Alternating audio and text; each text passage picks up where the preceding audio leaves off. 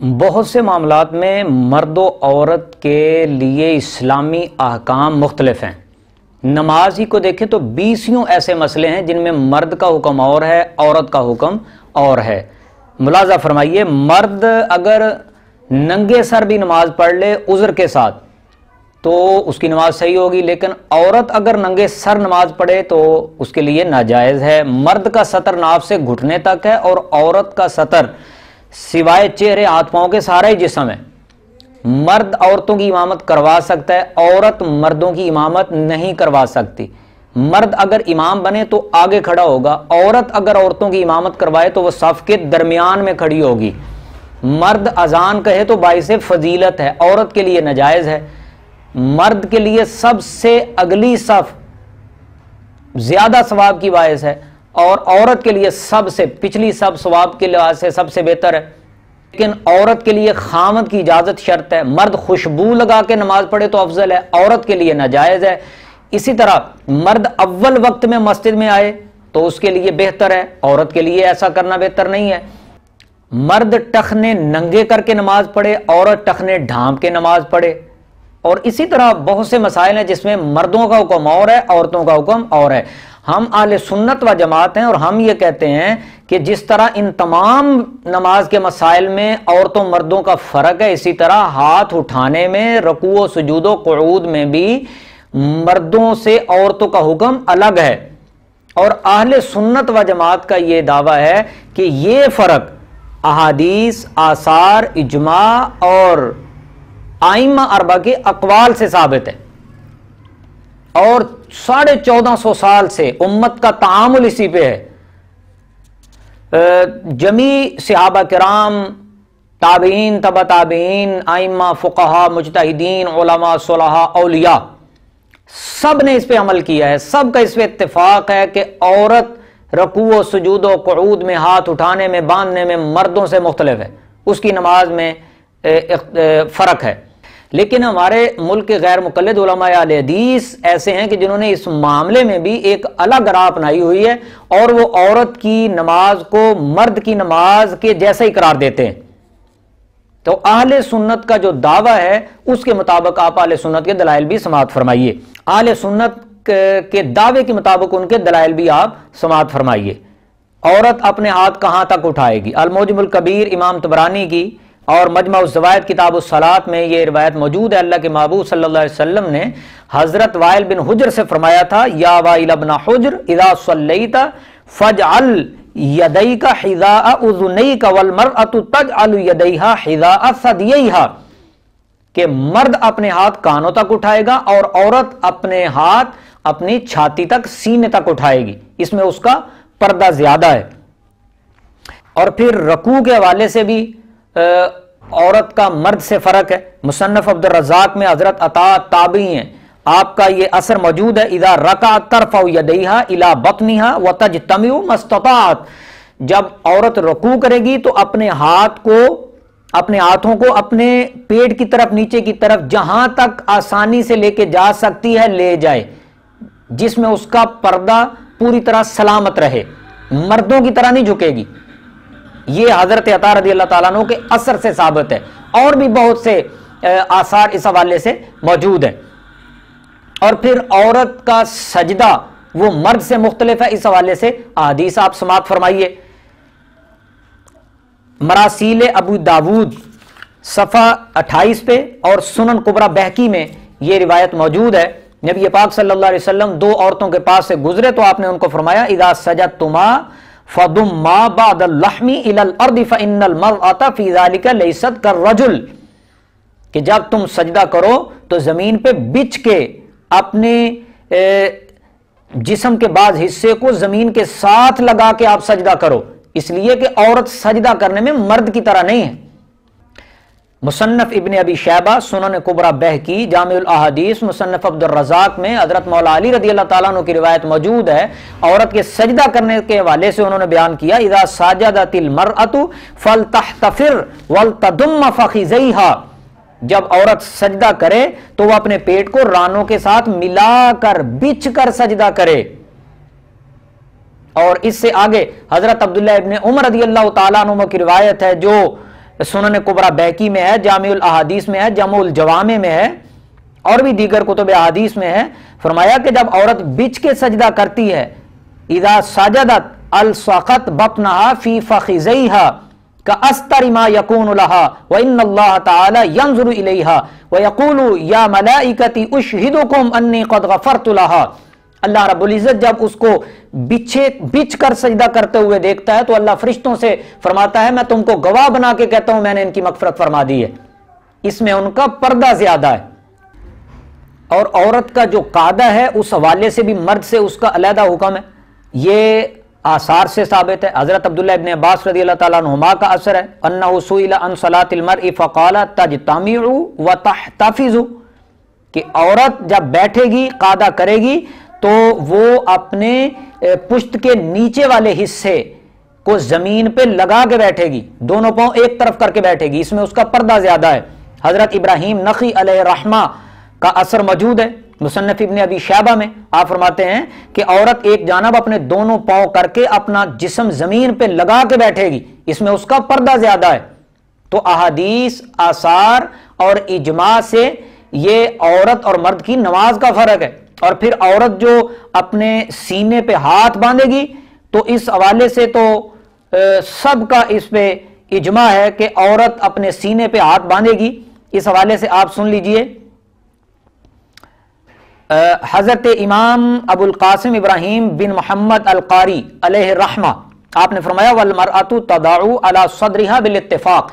इस पे तो सबका इत्तेफाक है, गैर मुकल्लिदीन भी, अहले हदीस उलमा भी मानते हैं कि औरत अपने सीने पे हाथ बांधेगी। हजरत अली कारी ने लिखा है और भी दीगर उलमा ने, तमाम का इस पे इत्तेफाक है।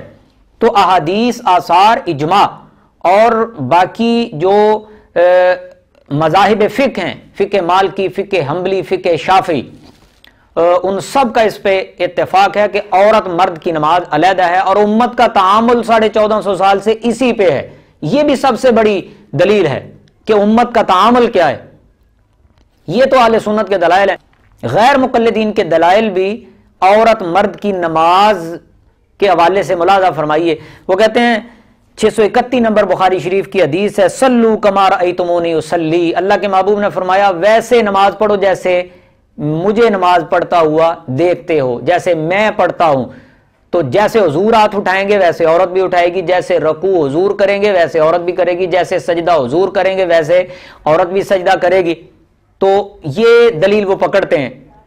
मगर अगर इस हदीस का पसे मंजर बयान कर दें या पूरी हदीस पढ़ दें तो फिर मसला सारा हल हो जाएगा और उनकी दलील बातिल हो जाएगी। इसलिए कि ये जो हुजूर ने फरमाया था सल्लू, ऐसे नमाज पढ़ो जैसे मैं पढ़ता हूं, तो ये अल्लाह के नबी ने औरतों को नहीं कहा था, ये मर्दों को कहा था। वो चंद नौजवान थे जो हुजूर के पास आए थे और 20 दिन अल्लाह के नबी के पास रहे थे। हजरत मालिक बिन हुवैरस रज़ियल्लाहु ताला अन्हु जब वापस अपने कबीले की तरफ जाने लगे तो हुजूर ने उन मर्दों से कहा था कि जैसे मुझे नमाज पढ़ता हुआ देखा है वैसे जाके लोगों को भी बताना और वैसे तुम नमाज पढ़ना। औरतों को तो यहां पे हुजूर अलैहिस्सलातु वस्सलाम ने इस हुक्म में शामिल नहीं किया, औरतों का जिक्र तक नहीं है इसमें। और फिर इसी हदीस के एंड पे अल्लाह के नबी उन मर्दों से कहने लगे फलयुअज़्ज़िन लकुम अहदुकुम वलयुम्मकुम अकबरुकुम, तुम में से कोई भी एक अजान कह ले और जो बड़ा हो वो इमामत करवा ले। हम कहते हैं कि अगर वो औरतों को भी हुजूर ने हुक्म दिया था तो इसका मतलब फिर औरतों को भी लगा दो, वो भी अजान पढ़ लें। फिर इस हदीस में तो वो भी हुक्म है कि फिर इमामत में भी मर्दों की औरतों को लगा दो कि औरतें मर्दों की इमामत करवाएं। तो ये हदीस बता रही है कि ये सिर्फ मर्दों के लिए हुक्म है, औरतें इसमें शामिल नहीं है। और दूसरी बात यह कि मुस्लिम शरीफ, निसाई शरीफ, मुस्नद अहमद की जो रिवायत है हज के हवाले से अल्लाह के महबूब ने फरमाया खुजू अन्नी मनासिकाकुम, मुझसे हज के अरकान ले लो, सीख लो, जैसे मैं हज करता हूं वैसे तुम कर लो। अब हुजूर हज कैसे करते थे?